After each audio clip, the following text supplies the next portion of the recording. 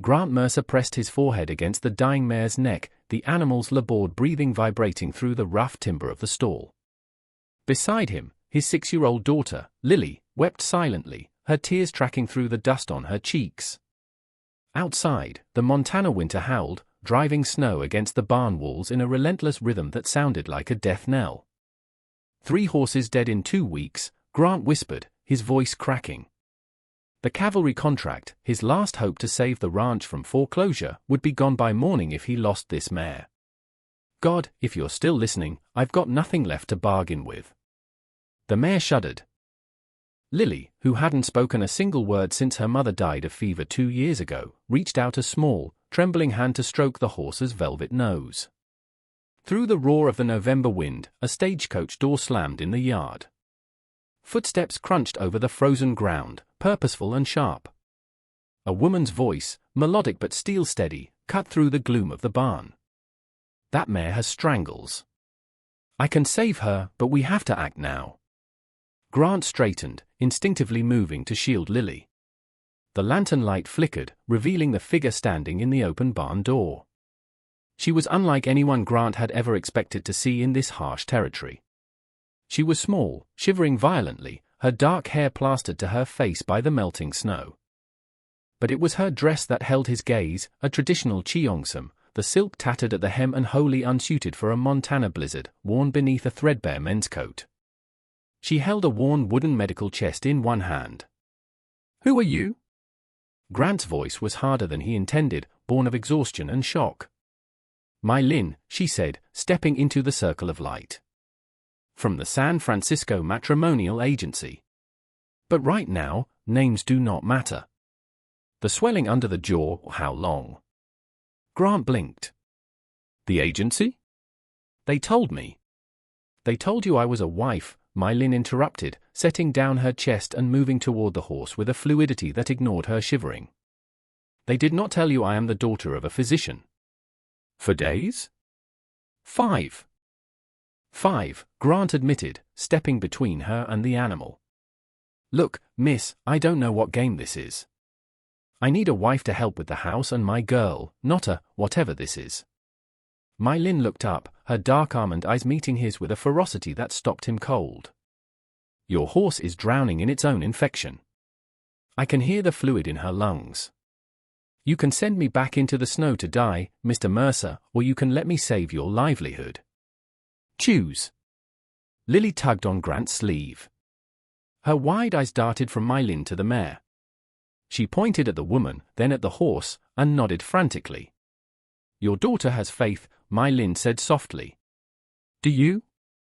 Grant looked at the desperate hope in Lily's face. He looked at the dying mare. "You have veterinary training." "My father treated the horses of the Imperial Guard before we came to America, and the drays of San Francisco afterwards. I learned at his side." Mylin opened her wooden chest, revealing rows of glass vials, silver needles, and surgical steel. "I need boiling water, clean linen, and whiskey. Now." There was a command in her voice that brooked no argument. Grant moved before he realized it. "Mrs. Higgins," he bellowed toward the bunkhouse where his elderly housekeeper slept. "We need hot water." For the next 4 hours, Grant watched in stunned silence as the woman in the tattered red silk waged war against death. Mylin worked with a terrifying precision. She lanced the abscesses that were choking the mare, her hand steady despite the cold. She mixed a pungent, herbal poultice from her chest, a powder that smelled of musk and earth, and applied it to the wounds. "This is Yunnan Baiyao," she explained, her voice tight with focus. "It stops bleeding and draws out the poison. Hold her head, Mr. Mercer. This will relieve the pressure." Lily stood by the stall door, unable to look away. At one point, the mare thrashed, panic flaring in her eyes. Mylin paused, glancing at the child. "Little one," she said gently. "The horse is afraid. Can you stand here? Let her see you. Let her know she is not alone." Lily hesitated, then stepped forward, placing her hand on the mare's neck. The horse blew out a breath and settled. "Perfect," Mylin whispered. By the time the grey light of dawn bled through the cracks in the barnwood, the mare's fever had broken. The harsh, rattling breathing had smoothed into a steady rhythm. My Lin slumped back against a hay bale, her face grey with exhaustion, blood and pus staining the sleeves of her coat. "She will live," My Lin said quietly. "But we must isolate the others. Strangles moves like a ghost, it touches everything." Grant looked at the mare, then at the woman who had collapsed on his hay bale. "You saved her," he said, the reality sinking in. "I've seen vets in town lose horses to this in a day." "Western medicine treats the symptom," My Lin murmured, closing her eyes. "My father taught me to treat the chi, the life force." "The blockage is gone," she swayed, her eyes rolling back. Grant caught her before she hit the floor. She was light, painfully thin. He scooped her up, realizing just how cold she was. "Mrs. Higgins," he shouted again, running toward the main house. "Get the spare room ready." Grant carried her into the house, the red silk of her dress stark against the rough wool of his jacket. He didn't know it then, but the storm outside was nothing compared to the changes she had just brought into his world. The town of Ironwood Creek was small, suspicious, and cruel to anything it didn't understand. When Grant rode in 3 days later to pick up supplies, the stairs were heavy. He walked into the general store, his list in hand, trying to ignore the whispers. "Heard you got a delivery, Grant," Martha Pringle said from the fabric counter, her voice dripping with false sweetness. "A mail-order bride. From San Francisco." "I did," Grant said shortly, handing his list to the clerk. "And is it true?" Martha pressed, looking around for an audience. "Is she a celestial?" The store went quiet. Grant turned slowly. "Her name is My Lin. And she's my wife." "Wife?" Martha laughed, a sharp, unpleasant sound. "Oh, Grant. You didn't actually marry her. Those women, they carry diseases. They aren't like us. You have a child to think of." "My Lin saved my mare when the vet couldn't," Grant said, his voice low and dangerous. "She's forgotten more about healing than most people in this town will ever know. And as for my daughter, Lily hasn't smiled in 2 years. She smiled this morning at breakfast. So you'll keep a civil tongue, Martha, or you'll answer to me." He took his supplies and left, but the weight of their judgment followed him. He knew why My Lin had come. That first night, feverish and half asleep, she had muttered about a man named Cornelius Thorne, about a debt that wasn't hers, about running to the ends of the earth. When he returned to the ranch, he found My Lin in the barn, wearing a simple grey work dress Mrs. Higgins had found for her. The tattered cheongsam was gone, but she still wore her hair pinned up with a silver stick. She was checking the hooves of his prize stallion, Shadow. Lily was sitting on a crate nearby, sketching on a slate. "You should be resting," Grant said, setting down a sack of grain. "Rest does not feed horses," My Lin replied without looking up. "This one has a stone bruise deep in the frog. I need to soak it in salt." She paused, then stood. "Did you send the telegram?" "I did." "Told the agency you arrived safely?" Grant hesitated. "I also filed the marriage license at the courthouse." "It's done. You're legally a mercer now." My Lin looked at him, her expression unreadable. "You did this to protect me." "I did it because I said I would. And because if this Thorne fellow comes looking, I want to have the law on my side." My Lin turned away, her hand resting on Shadow's flank. "Cornelius Thorne is a powerful man in San Francisco. He wanted my father's practice, his journals. When my father died, Thorne claimed there were debts. He wanted me to work them off in ways I could not accept." "He won't touch you here," Grant vowed. "Montana is a long way from San Francisco. Men like Thorne have long arms," she whispered. Over the next few weeks, a quiet rhythm settled over the ranch. My Lin took over the care of the herd, implementing changes that baffled Grant but produced results. She changed their feed, mixing in dried herbs she gathered from the tree line. She used acupuncture needles on the older horses to ease their arthritis. The herd, which had been dull-coated and lethargic all winter, began to gleam with health. Lily was her shadow. The little girl, locked in silence, found a kindred spirit in Mai Lin. They didn't need words. Mai Lin would point to a herb, and Lily would draw it. Mai Lin would show her how to bandage a leg, and Lily would mimic the motion perfectly. One evening, Grant came inside to find them by the fire. Mai Lin was reading from her father's journal, translating the characters into English, and Lily was listening, entranced. "The heart is the emperor of the body," Mai Lin read softly. "It governs the blood and houses the spirit. When the spirit is wounded, the voice hides." She looked at Lily. "It is okay to hide, little flower. But one day, the sun will warm the spirit, and the voice will return." Lily leaned her head against Mai Lin's shoulder. Grant felt a lump in his throat. He had tried so hard to force Lily to speak, to fix her. Mai Lin simply accepted her silence. But the peace couldn't last. The winter deepened, bringing with it the threat that had been chasing Mai Lin across the continent. It started with a stranger in town. A man in a tailored suit, too fine for the frontier, asking questions about a Chinese woman. Grant heard about it from the sheriff, a good man named Brody who rode out to warn them. "He's asking about a thief," Sheriff Brody said, warming his hands by the stove. "Says she stole valuable medical secrets and gold." "He lies," Mai Lin said, her back straight. "I took only my father's chest and his journal. The knowledge inside is my inheritance. Doesn't matter what's true to a man with that kind of money," Brody warned. "He's got hired guns with him. They're staying at the hotel. Grant, you need to be careful." 2 days later, Cornelius Thorne rode onto the Mercer ranch. He was flanked by 3 rough-looking men. Grant met them on the porch, his Winchester rifle cradled in his arm. "Get off my land," Grant said calmly. Thorne smiled, a cold, oily expression. "Mr. Mercer, I've come for my property." "The woman." Mai Lin stepped out the door, Lily clutching her skirt. "I am not property, Cornelius." "You are a thief," Thorne spat. "You owe me $3,000. Come back to San Francisco, work it off in my house, and I won't have the sheriff arrest you." "She's my wife," Grant stepped forward. "Any debt she has is mine now.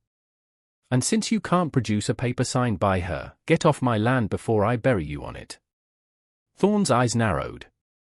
"A white man marrying her, this? You're a disgrace, Mercer." "The whole town thinks so." "The town can think what it wants." Thorne tipped his hat. "We'll see how long you can protect her when the whole valley turns against you." Thorne didn't attack directly. He was smarter than that. He poisoned the well of public opinion. Rumor spread that Mai Lin was a witch, that she was poisoning the cattle, that she brought the harsh winter with her. When Grant went to church that Sunday, people moved away from them in the pews. Martha Pringle loudly whispered about heathen magic. But then, the fire happened. It was a week before Christmas. A lantern kicked over in Martha Pringle's barn sparked a blaze that threatened to consume the entire structure. The smoke could be seen for miles. Grant saw it and immediately hitched the wagon. "We have to go," he said. "She hates me," Mai Lin said, grabbing her medical bag. "Doesn't matter. Neighbors help neighbors." When they arrived, it was chaos. The bucket line wasn't enough. Martha was screaming that her prized dairy cow, Bessie, and her calf were trapped inside. The roof was groaning, ready to collapse. The men held Martha back. "No one can go in there," someone shouted. "It's suicide." Mai Lin didn't hesitate. She soaked her heavy wool shawl in the horse trough, wrapped it around her head, and ran into the burning barn before Grant could stop her. "Mai Lin!" Grant screamed, plunging after her. Inside, the heat was a physical blow. The smoke was blinding. Grant found Mai Lin near the back stall. The cow was panicked, thrashing. Mai Lin was calm, murmuring words in Mandarin that cut through the roar of the fire. She threw her wet shawl over the cow's eyes. Guide the calf, she yelled at Grant. I have the mother. Together, they drove the animals through the inferno. A beam crashed down inches from Grant's shoulder. They burst out into the cold night air just as the main roof caved in with a shower of sparks. Mylin fell to her knees in the snow, coughing violently. The cow and calf were safe. The townspeople stood in stunned silence, staring at the small Chinese woman, covered in soot, who had risked her life for the woman who despised her. Mylin stood up, wiping soot from her face. She walked over to the cow, checking its breathing, ignoring her own burns. She has inhaled smoke, she told a stunned Martha Pringle. Keep her warm. Rub her chest with camphor. Martha stared at her, then burst into tears. I said terrible things. I'm so sorry. Mylin looked at her with tired grace. The fire burns all of us the same, Mrs. Pringle. The tide had turned. The town saw what Grant saw, courage. But Thorn was not done. Christmas Eve brought a blizzard that buried the world in white. It also brought Thorn and his men back to the ranch. They didn't come to talk this time. They came to take. Grant was in the barn when the doors were kicked open. Thorn stood there, a revolver in his hand. I'm done waiting, Mercer. Hand her over. Over my dead body, Grant said, reaching for the pitchfork near him. That can be arranged. Thorn cocked the gun. Suddenly, a high-pitched whistle cut through the air. A small dart struck Thorn in the neck. He slapped at it, confused, then his eyes rolled back, and he crumpled to the ground. Mylin stepped out from the shadows of the hayloft, a bamboo blowpipe in her hand. Acupuncture points are not just for healing, she said coldly. The hired men hesitated, looking at their fallen boss. Go, Grant growled, leveling his rifle at them. Take him and ride. If I see you in Montana again, I won't be as gentle as my wife. The men scrambled, dragging the unconscious Thorn out into the snow. Grant looked up at the loft. Mylin climbed down, her hands shaking now that the danger was past. Grant caught her, pulling her into a fierce embrace. You continue to surprise me, Mrs. Mercer. My father insisted I learn to defend myself, she murmured against his chest. He said the world is not always kind. It hasn't been, Grant said, tilting her chin up. But I intend to make it kinder. He kissed her then, not as a business partner, but as a man who had fallen deeply, irrevocably in love. They walked back to the house together, the snow crunching under their boots. When they opened the door, warmth spilled out. Lily was standing by the Christmas tree they had cut down earlier that week. She was holding a small, wrapped box. She walked up to Mylin and handed it to her. For me? Mylin asked. Lily nodded. She took a deep breath, her face scrunching with effort. She looked at Grant, then at Mylin. Mama. She whispered. The voice was raspy, unused, but clear. Mylin dropped to her knees, tears streaming down her soot-stained face. Oh, my little flower. Lily threw her arms around Mylin's neck. Grant joined them, wrapping his arms around both his girls. The wind howled outside, but inside, the silence was finally broken. Spring came to the valley months later. The snow melted into the creeks, and the wildflowers bloomed in riots of color. The Mercer Ranch was thriving. The cavalry contract had been doubled, thanks to the superior health of the herd. A sign hung above a new building adjacent to the barn, Mercer Veterinary Clinic, Mylin Mercer, Chief Practitioner. People came from 3 counties away to see the Chinese healer who could work miracles. Martha Pringle was her most vocal defender, telling anyone who would listen how Mylin had walked through fire. One afternoon, Grant stood on the porch, watching Mylin teach Lily how to mix a poultice. Lily was chatting away, her voice now a constant, happy bird song. Mylin looked up and caught Grant's eye. She smiled, a true, radiant smile that reached her eyes. She had arrived with nothing but a tattered dress and a chest of secrets. But she had given him everything.